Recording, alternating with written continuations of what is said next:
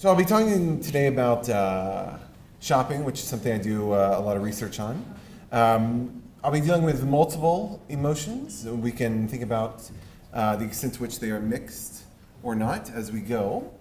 So not to be a total downer at the end of the day here, but the main focus of this is sadness. And there are a lot of sources of sadness, it seems, nowadays. There are the usual ones that have been around forever, but there are like lots of new ones as well. The holidays are making people sad. Social media is terrible. It makes us sad all the time. Advertising is shameless in making everyone sad. So the question is, how do we cope? How do we deal with it? And there's been lots of research on not so effective coping mechanisms like rumination or indulgence or getting drunk. But there's also kind of interest to me is shopping. You hear about a phenomenon called retail therapy, which is when people shop when they're feeling bad. And the kind of prevailing view, as far as I can tell, when you look at the media and when we ask people kind of what's the first thing that comes to mind when you think about retail therapy, is that it's stupid, it's a bad idea, it can't work, it's a big waste of time and money. The HuffPost thing is something I was on to talk about the benefits of it, and they still called the segment "Why It Doesn't Work." Like, that's how ingrained this belief is, that it's just awful. There's been a little prior work on the topic, but it's had kind of important limitations. So there's been surveys of people who are at the mall shopping, and they kind of catch them when they come in and when they go out and see if they feel better. But these are people who have decided to shop when they're feeling sad. So it's kind of a select group. Maybe these people would have gotten better anyway. Maybe these are just the healers, we don't know. And then there's been some imprecise measurements where people are kind of asked about their memories of the effects of shopping. Did you feel better, no different, or worse after making your most recent impulse purchase? So you have to kind of go back in your mind and figure out what was my most recent impulse purchase, and then do kind of a rough yay or nay kind of judgment on that. So what our question is can this work? Can it help? Can retail therapy effectively help to alleviate sadness? And so there's been a lot of work on the influence of emotions on decisions, often kind of incidental emotions. This project is more about the reverse, how decisions influence our emotional experience. And I should say that I'm referring to once in a while, occasional retail therapy here. I'm not referring to intensive retail therapy, which I think most people would agree is kind of a bad idea and sure to lead to financial ruin. So we're not dealing with that. So we can think about why the occasional episode of retail therapy might help. And we thought about this from an appraisal tendency perspective, which is probably familiar to a lot of people here. The idea being the way that people cognitively appraise their environment is both a consequence and cause of emotion, kind of a cyclical pattern. And so there are some of the common appraisals that are discussed in this work. Is the environment pleasant or not? Is the environment predictable or not? And who's in control of the outcomes in my life? Me, other people, or ambient environmental forces?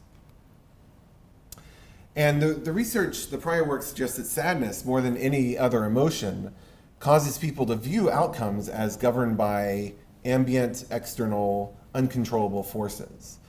And once you start thinking this way, those thoughts serve to maintain the experience of sadness.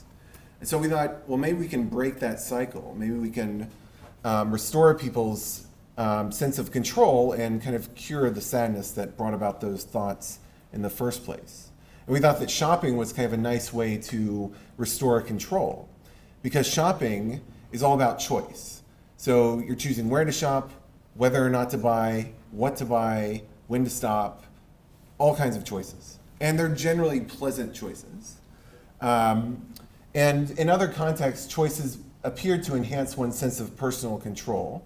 There are kind of tragic choices that would not do that. but as long as they're at least mildly pleasant, it seems to increase a sense of personal control. Now there's other aspects of shopping. Shopping can be a very rich experience. It can distract us. It can provide social interaction. That's one reason that a lot of people report going shopping, which is just to talk to someone, like a clerk or a salesperson. And so we say, yeah, shopping can involve all these other things which might help, but it always involves choice. So that's why in our experiments we focus really on the role of choice and control. So experiment 1, we compare choosing. Does choosing help to alleviate sadness above and beyond the benefits of browsing? So in this experiment, we begin with a baseline measure of emotions, basically a modified PANAS. They rated the participants, this study was online, our other experiments are with undergraduates in a lab. They rated the extent to which they were currently experiencing different specific emotions on 0 to 100 scales. They did not see the numbers. And this choice of methodology, which certainly is not perfect, was driven by prior work which argued things like self-report is still the gold standard, although there are certainly other ways to do this. We then induced sadness among all participants with a 3-minute clip from The Champ, which is not a fun movie. It's been called the saddest movie in the world. Basically, the kid watches his dad die. It's not fun. And it tends to work. So we had everyone watch that. And then we had them do a different task. We randomly assigned them to become choosers or browsers. So we show everyone 12 products on a screen. And for choosers, we say, choose 4 that you would hypothetically be willing to buy. So drag 4 of these into your cart. And for browsers, indicate which 4 would be most useful while traveling. And the trick here is that only some are useful while traveling. So choosers have kind of more autonomy. They have more of a decision to make. So here's the interface. So this is the choice task. We say, oh, imagine you have $100 to spend, drag 4 items into your cart, your hypothetical carts. And then browsing, we just relabel the box travel items. And so the trick here is that, again, some of these aren't good for travel, so you have more of a restricted choice. Nobody thinks you should travel with a cheese board or a wine decanter. We had unsophisticated subjects who didn't want to travel with a wine decanter. But so there are some key features of these tasks. So we tried to hold the number of things constant. Engagement, so reaction time or completion time was the same. Exposure to products. Everyone sees 12 products, everyone clicks on 4 and drags it across the screen. Nobody takes anything home, it's all imaginary.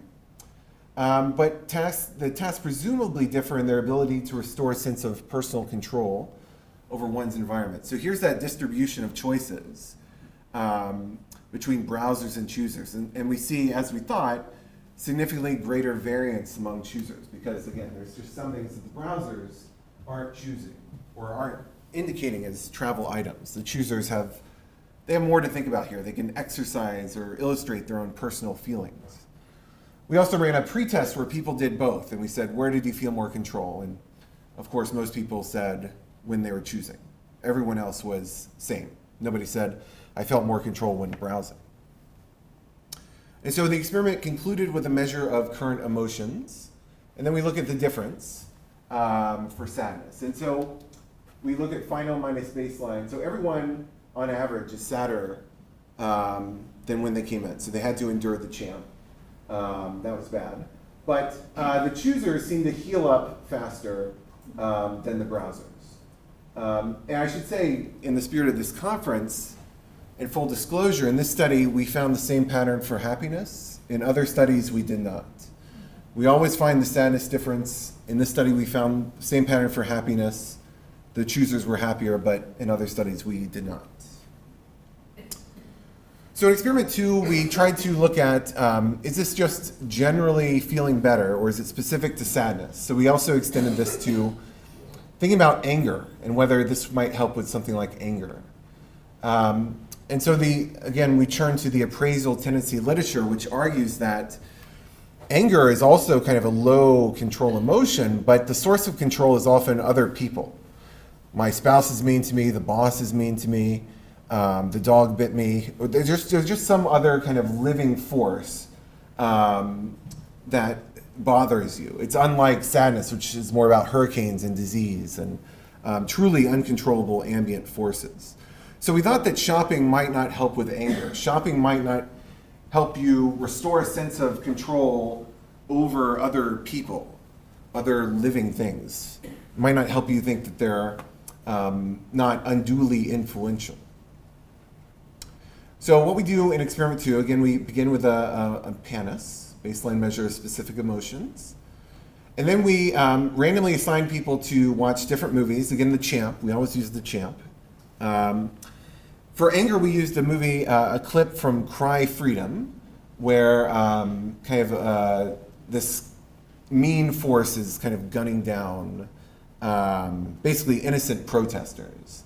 And I put primarily in parentheses there because it does elicit a little sadness too. It's not fun to watch that. But primarily it's been shown to elicit anger. And I will say that the sadness that was elicited in Cry Freedom mirrors the sadness that we see in the sadness condition. But I'll just focus on the primary emotions that we aimed for here. So next, we had all participants, after they watch one of the 2 videos, make a shopping decision. So we give everyone $5 lab dollars, and then they have to choose one item to acquire. They can get different highlighters, pens, Post-it notes, or a real dollar. Now, this wasn't $5, because if it was $5, everyone would take it. Nobody came in looking to buy Post-it notes, so you have to make it like a really good deal.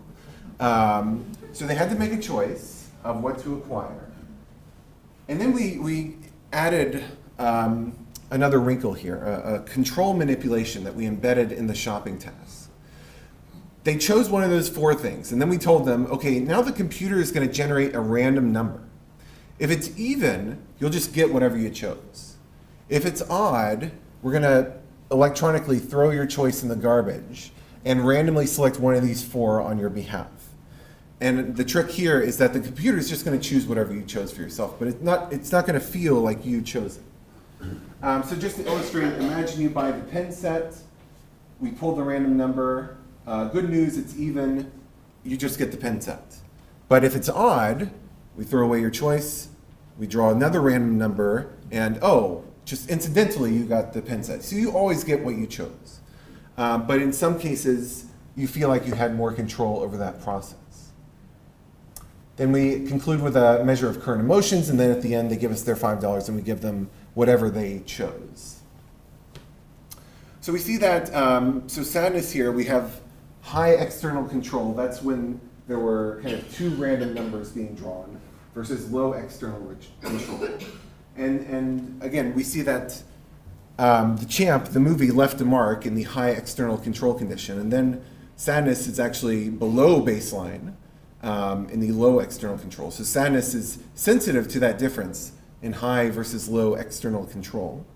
We don't see that for anger. It's not sensitive to that procedure.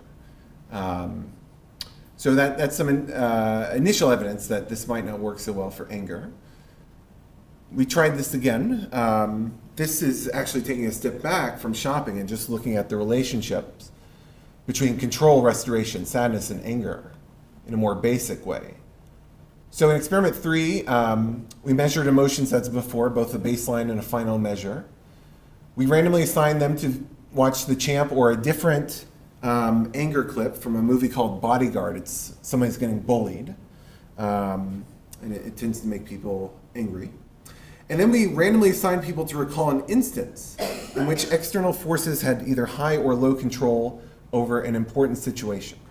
So in the high external control prompt, they read, or they were asked to think about and then write, please recall an incident in which you did not have any control over an important situation. This does not involve a lack of control or a lack of power over other people, just lack of control over your environment. By contrast, in the low external control condition, recall an incident in which you had complete control over an important situation. Again, this is not over other people, just control over your environment. Please describe it for us. And people were generally pretty cooperative. And so here's what we found, and it kind of mirrors conceptually what we saw in experiment 2, where the experience of sadness does seem to depend on whether you're in the high or low external control condition. Sadness is lower when there's not these external forces in control, and anger is insensitive, again, to this manipulation. And we used a different clip here because, as you may have noticed, anger was pretty intense in experiment 2. Here, anger is less intense, but still flat, still insensitive to high versus low external control. So it doesn't seem to be an intensity artifactual explanation. So it's kind of a rosy but nuanced view of retail therapy. We think that the central component of shopping, which is choice, can help to alleviate one negative emotion.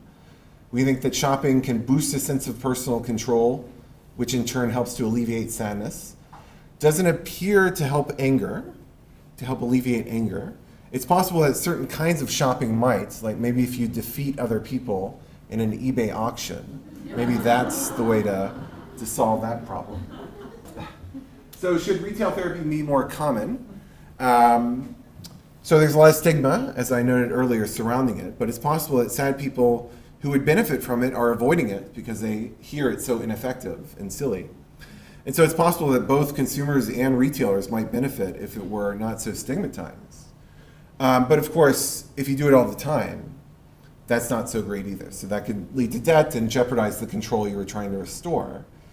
But we showed, like in experiment 1, it doesn't have to be expensive. And there are fantasy shopping websites where you can just shop without spending any money. They won't even let you buy the stuff that you're putting in your cart. As far as some open questions, I'd really love to see how minimal this can get. Like, how minimal can the choice be and still help to alleviate sadness? Like, what if we gave people same versus different colored dots and they had to make their own design, and now they get to choose, do I want to move the blue or orange one versus all blue?